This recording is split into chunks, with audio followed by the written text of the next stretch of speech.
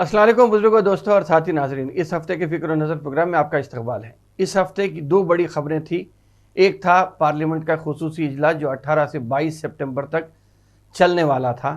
इसमें बहुत सारे क़यास आराइयाँ हुए, जिसमें यह कहा गया कि हो सकता है कि पार्लियामेंट डिज़ोल्व हो जाएगी। ये भी हुआ कि वन नेशन वन इलेक्शन की बिल आएंगी, वुमेंस रिजर्वेशन की बिल आएंगी, एडवोकेट्स की बिल आएंगी, मीडिया पर भी बिल आने जा रही है। बहरहाल ये सब इन सब के बीच में सेशन शुरू भी हुआ और वुमेंस बिल को पार्लियामेंट ने मंजूरी भी दे दी है। 22 के दिन आखिरी दिन ये मंजूरी राज्यसभा में भी मंजूर हो गई है। लोकसभा में अगरचे के 2 लोग मुखालिफत थे, राज्यसभा में पूरे लोग इसकी तायद में थे, लेकिन इसमें इस पर अमल करने के लिए मैं समझता हूँ कि अभी कुछ साल लग जाएंगे। अगरचे के राहुल गांधी ने कहा है कि इस पर अगर हुकूमत चाहे तो अमल इमीडिएट या फ़ौरन अमल कर सकती है, लेकिन शायद हो सकता है कि बीजेपी इसमें ज़्यादा कोई हरकत नहीं बताएगी। मंजूर हो गया है बिल, बस ये बात तय है। इसके बाद क्या होगा ये अपने वक्त पर ही मालूम होगा, मगर इस पे आगे चल के मैं बात करूंगा। लेकिन दूसरी अहम खबर जो थी वो थी कनाडा से थी, जहां पे हरदीप सिंह निज्जर का कत्ल किया गया था जून के 18 तारीख को। और अब ऐसे टाइम पे, पार्लियामेंट सेशन के टाइम पे, prime minister Canada Justin Trudeau ने इस कत्ल से मुताल्लिक़ ये कहा कि कत्ल के ज़िम्मेदार हिंदुस्तान की एजेंसी हो सकती है या हिंदुस्तान के एजेंट हो सकते हैं जिसने ये कत्ल किया है। लेकिन जस्टिन ट्रूडो के अगर बयान को ही देखेंगे जो पार्लियामेंट में, हाउस ऑफ कॉमन्स में उन्होंने दिया, वो ट्रूडो का बयान ये था कि हिंदुस्तानी एजेंट्स ने अगरचे कि ये कत्ल किया है, लेकिन ट्रूडो ने ये कहा कि हम किसी गैर मुल्क को या गैर मुल्की को हमारी सरजमीन पर हमारे शहरी के कत्ल को बर्दाश्त नहीं करेंगे। ये बात सुनकर अजीब बेचैनी, अजीब कैफियत पूरी जिस्म में दौड़ गई। बल्कि ये कहूँगा कि एक 440 वोल्ट के करंट की तरह, एक बिजली के करंट की तरह जिस्म में घूम गया। इसलिए कि जब ये बात उन्होंने कही तो इसमें उन्होंने आखिरी भी जुमला ये भी कहा कि ये उसी तरह है जिस तरह दस्तूर और बुनियादी हुकूक की पामाली के हिसाब से जो जमहूरी मुल्क में जो आवाम चाहते हैं उसके बरखिलाफ है। अब ये सुनकर जिस्म में करंट इसलिए दौड़ गया मेरे, क्योंकि इमीडिएट जो दिमाग फ़ौरन काम करा वो 2002 के तरफ चलेगा। 2002 में गुजरात की हुकूमत की सरपरस्ती में, मैं ये कहूँगा कि गुजरात हुकूमत की सरपरस्ती में 2000 मुसलमानों को मौत के घाट उतार दिया गया था। सरकारी एदाद शुमार है ये, अगरचे कि ऑफ द रिकॉर्ड जो बात आती है वो तो बहुत ज़्यादा आती है, लेकिन सरकार जो कहती है कि 2000 लोगों की ही वहाँ पे मौत हुई थी या शहीद हुए थे, जो भी हुआ था। बहरहाल, मगर इसमें सबसे ज़्यादा तकलीफ बात यह है कि 2000 तो आप एक फ़िगर बता दिए हैं, लेकिन तकरीबन 1 लाख या 2 लाख से ज़्यादा लोग आज भी ज़िंदा तो हैं, लेकिन मौत से बदतर हालत में अपनी ज़िंदगी गुजार रहे हैं। उस वक्त के Indian prime minister Atal Bihari Vajpayee थे, जिसने कहा था कि मुझे ऐसे वाक़े पे दुख हो रहा है, लेकिन हिंदुस्तान में ऐसा होता है और कनाडा में ऐसा होता है। अब कनाडा के शहरी का कनाडा में कत्ल के ऊपर अगर हम बात करेंगे तो क्या हिंदुस्तान के वज़ीर आज़म ये बताना चाह रहे हैं कि हम एक ताकतवर मुल्क हैं और हम दुनिया को ये बता सकते हैं। मगर मैं समझता हूँ कि अगर ताकतवर आप हैं, 56 इंच का सीना आपके पास है, तो 56 इंच का सीना जो चीज़ है वो आप बता सकते हैं पाकिस्तान को, बांग्लादेश को या अड़ोस पड़ोस के जो ममालिक हैं उनको बता सकते हैं। मगर कनाडा, अमेरिका, चाइना और रशिया, इनके साथ मैं समझता हूँ कि पंगा लेना या झगड़ा करना या इनके अंदरूनी हालात में हम अगर दखल अंदाजी करते हैं तो शायद ऐसा लग रहा है कि जब कनाडा, जस्टिन ट्रूडो जब ये बयान दिए उससे पहले उन्होंने फ़ौरन अमेरिका को और बरतानिया के हुकूमतों को पहले अपनी तायद हासिल करने के बाद उन्होंने ये बयान दिया। अब आहिस्ता आहिस्ता क्या होता है, खालिस्तान, यकीनन खालिस्तान के लोग वहाँ पे हैं। 1984 के बाद से मैं खुद परेशान ये था कि 1984 के बाद से अब 2023 में ये चीज़ खालिस्तान की क्यों उठी, सुनकर मुझे खुद एक ताज्जुब की तरह हो रहा था। लेकिन ये क्यों ऐसा हुआ, इस पे अगर हम नज़र डालेंगे तो कनाडा में यकीनन बहुत सारे लोग 1984 के बाद जब सिख बिरादरी पे हमले हुए थे तो बहुत सारे लोग हिंदुस्तान को छोड़कर कोई लंदन चले गया, कोई कनाडा चले गया। अमेरिका को बहुत कम लोग गए, लेकिन कनाडा और बरतानिया में ये लोग बहुत ज़्यादा हैं। अगरचे कि अफ्रीका में भी हैं बोलते हैं, बहरहाल पूरी दुनिया में जो जो लोग थे वो फैल गए थे। अब कनाडा की ही अगर हम बात करेंगे तो कनाडा से लड़ लेना हिंदुस्तान का, या आंख दिखाना, आंख में आंख डाल के देखना, उसकी अगर हम बात करेंगे तो कनाडा में तकरीबन 2.1% पॉपुलेशन आज सिख बिरादरी का कनाडा में है। और ये कहा जाता है कि एग्रीकल्चर और ट्रांसपोर्ट का बिजनेस सिखों के हाथ में बहुत ज़्यादा, बल्कि ये है कि सिख बिरादरी के लोग वहाँ पे कंट्रोल करते हैं। और रहा सवाल हुकूमत की, अगर हम बात करेंगे तो बड़े बड़े पोजीशन पे बहुत सारे सिख बिरादरी के लोग वहाँ पे हैं। अब सिख बिरादरी के लोग वहाँ पे जो 2.1% की अगर हम बात करेंगे तो इसमें ऐसे 23-24 लोगों के नाम हैं जो कि अगरचे के सिख बिरादरी के हैं, जिससे कि हिंदुस्तान की हुकूमत को या हिंदुस्तान के एक्सटर्नल एजेंसीज़ को या फॉरेन मिनिस्ट्री को इनको तकलीफ़ बहुत ज़्यादा है। उसका अगर हम नाम लेंगे तो उसमें अर्शदीप सिंह दल्ला हैं, गोल्डी बरार है, रिंकू बिल्ला है, लखबीर सिंह है, गुरजंत सिंह है, लॉरेंस बिश्नोई का नाम तो एक बार आया था कि लॉरेंस बिश्नोई सलमान खान को भी धमकी दिए थे। बहरहाल ऐसे 23, 24, 25 नाम बहुत सारे हैं जो कनाडा में मुकीम है या कनाडा के ही कहीं और, बहरहाल कनाडा से इनका ताल्लुक़ होते हुए कोई लंदन में है, कोई छोटे और कंट्रीज़ में है, ये लोग वहाँ पे हैं, जिससे हिंदुस्तान की हुकूमत को तकलीफ़ है।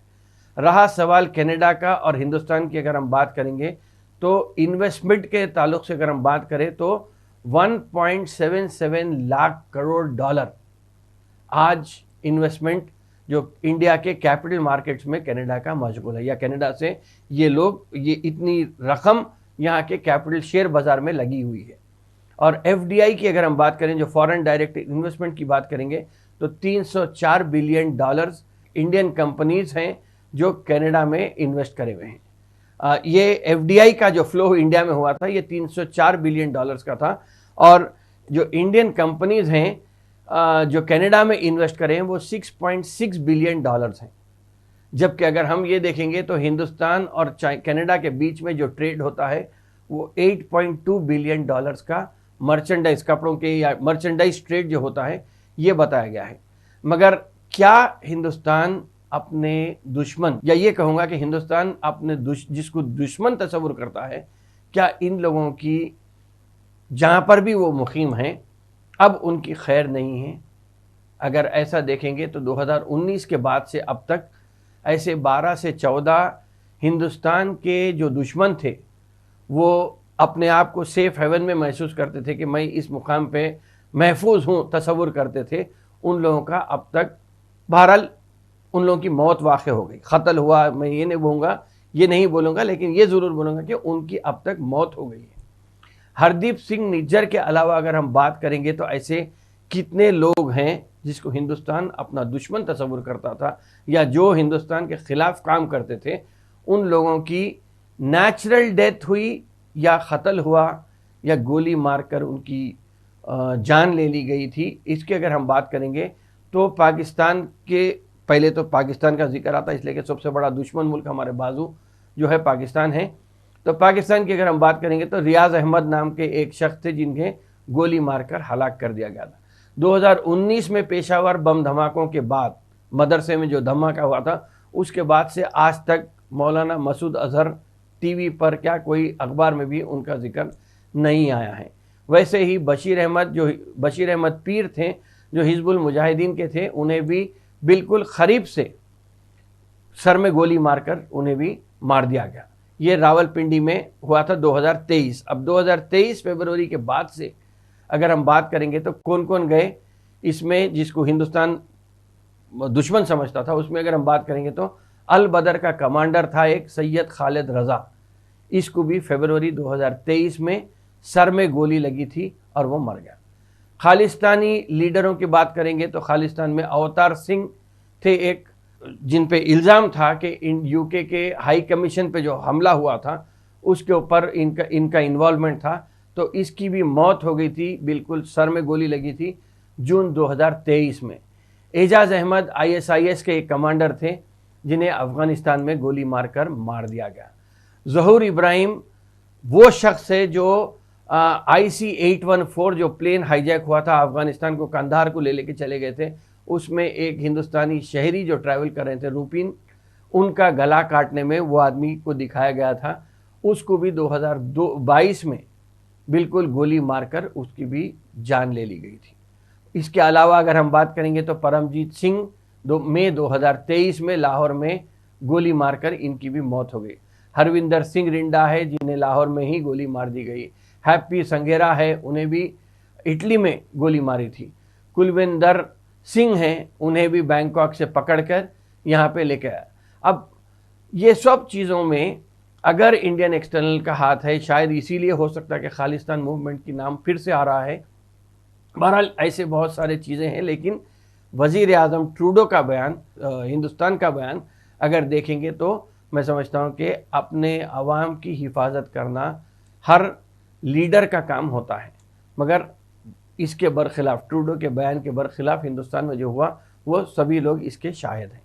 बहरहाल पार्लियामेंट में रिजर्वेशन बिल की अगर बात करेंगे तो ख़वातीन की बिल के ताल्लुक़ से बीजेपी कितनी संजीदा है, ये तो पार्लियामेंट में बिल तो मंजूर हो गई है। अगर हम तेलंगाना की या तेलुगु स्टेट्स में आंध्रा और तेलंगाना की ही बात करेंगे तो आज तक बीजेपी एक लीडर को भी ना MLA ना MP ना किसी चीज़ में यहाँ पे जिताई है। अगरचे कि कॉरपोरेटर में अभी कुछ जीते हैं, लेकिन फिर भी ये है कि बीजेपी ना MLA ना MP की तरह अब तक किसी को जिता पाई है तेलुगु स्टेट्स में। इस बार तेलंगाना में भी इलेक्शन का मौसम गर्म है और यहाँ पे 6000 लोग दरखास्तें बीजेपी में आए हैं, जिसमें ये कहा जाता है कि तकरीबन 1000 ऐसी ख़वातीन हैं जो बीजेपी के टिकट की दावेदारी में अपनी दरख्वास्त पेश करें। मगर बिल कब मंजूर होता है और कब टिकट मिलता है, कितने लोगों को टिकट मिलेगा, ये तो इलेक्शन के करीब ही मालूम होगा कि कब किस तरह होते हैं। लेकिन और तेलुगु स्टेट्स की अगर हम बात करेंगे तो जिस तरह इसरो ने चांद में चंद्रयान को भेजकर कामयाबी का दावा किया है, उसी तरह मैं समझता हूं कि आंध्र प्रदेश में YS जगनमोहन रेड्डी ने चंद्रबाबू नायडू को जेल भेज दिया है। लेकिन ऐसा लग रहा कि कौवे को आप कितनी ही खीर खिलाओ, फिर कौवा जाके मोरी में ही अपनी चोंच डालता है। तो शायद ऐसा हो रहा कि ऐसे टाइम पे इलेक्शन से बिल्कुल करीब में चंद्रबाबू नायडू को अरेस्ट किया जाना या चंद्रबाबू नायडू को जेल भेज देना, उससे, और वो भी करप्शन के इल्ज़ाम में, अगरचे के मिनिस्टर इन्वॉल्व होता था, लेकिन यहाँ पे एक्स चीफ मिनिस्टर को जेल भेजने में ऐसा लग रहा कि बहुत सारे लोगों का ये ख्याल है कि जगन अपने पैर पे कुड़ाड़ी मार लिया है। अब जगन कुड़ाड़ी मारे तो जगन YS जगन अपनी जगह है, लेकिन तेलंगाना वाले भी कहाँ खामोश रहने वाले थे। तेलंगाना में हुआ ये कि यहाँ की हुकूमत, BRS हुकूमत ने बीजेपी को दुश्मन बताते बताते बताते ये भूल गई कि लोग चीफ मिनिस्टर से हाथ मिलाना चाह रहे हैं, लेकिन चीफ मिनिस्टर की अदम दस्तयाबी की वजह से हुआ ये कि लोग कांग्रेस के हाथ को थाम लिए। यहाँ पे कांग्रेस जिस तरीके से मजबूत हो गई है, अब उसको लेकर BRS भी परेशान है, बीजेपी भी परेशान है। बीजेपी अपने अंदरूनी इख्तलाफात से परेशान है और BRS अपनी खोई हुई साख को या अब तक के जितने वादे थे उससे परेशान है। कांग्रेस चूंकि अब अपोजिशन में एक ताकतवर पार्टी के तौर पे यहाँ पे अपना पोजीशन हासिल करने की कोशिश कर रही है। अब जो 6 गारंटीज कांग्रेस की तरफ से दिए गए हैं, सबसे बड़ी चीज़ ये है कि सिलेंडर ख़वातीन बिल वहाँ पे पार्लियामेंट में पास हो गई है, लेकिन यहाँ पे 500 रुपये में सिलेंडर देने की जो बात थी, जिस तरह कर्नाटका में अवाम ने उसे फ़ौरन कबूल कर लिया, यहाँ पर भी मैं समझता हूँ कि फिल वक्त 500 रुपये का गैस सिलेंडर और 5 लाख रुपए की बात है, या जो भी 6 गारंटीज राहुल गांधी और सोनिया गांधी ने अनाउंस किए हैं, उसको लेकर लोग आहिस्ता आहिस्ता, बल्कि मैं ये कहूँगा कि आहिस्ता तो नहीं, तेज़ी से कांग्रेस के तरफ पलट रहे हैं।